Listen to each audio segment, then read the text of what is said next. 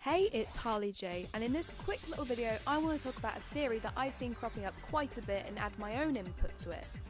I've seen this come up quite a few times on Tumblr, and I've actually spotted a few things throughout the episodes on my own which backs up this theory. The theory is that when the Future Foundation members are knocked out by the sleeping gas in episode 1, they're moved to a different location. This is for a variety of reasons. The main reason is the knife that Izao threw at Asahina in the first episode was originally lodged in the wood of the door, but as Kirigiri notices when they wake up, the knife is nowhere to be seen. Some people have tried to break this down by saying that the mastermind could have possibly removed the knife from the door whilst everyone was passed out, but this is impossible as the wood of the door is completely intact when Kirigiri investigates it, where it was obviously splintered where the knife was thrown into it. This would mean that they'd either have to replace the whole door or they've moved locations. I believe that the latter is much more probable, because why would the mastermind go through all the trouble just to replace a door?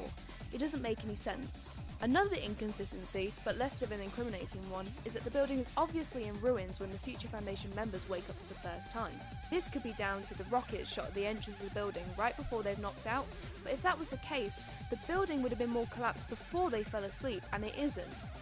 It's also possible that more damage was done to the building whilst they were asleep, but I highly doubt that. I believe that they moved people from one building to another, with the second building being completely identical to the first structurally, but is much older.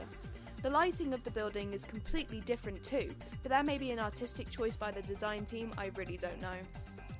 However, something I've noticed when watching these episodes really caught my eye: the monitors. These Monokuma monitors are placed all along the corridors and are clearly visible. There are many in a single corridor, so it would be hard to miss them. However, before they all fall asleep, the same corridors had no monitors along them whatsoever.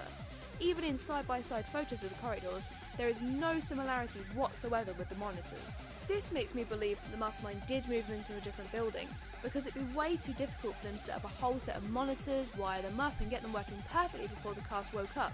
It just doesn't make any sense. But the real question is, why would the mastermind move buildings?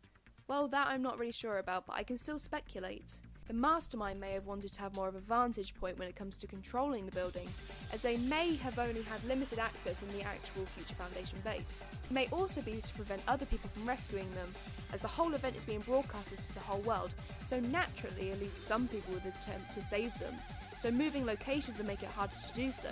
Again, I'm not really sure on the why part, but the evidence is too strong to ignore in my opinion, as some things just don't line up.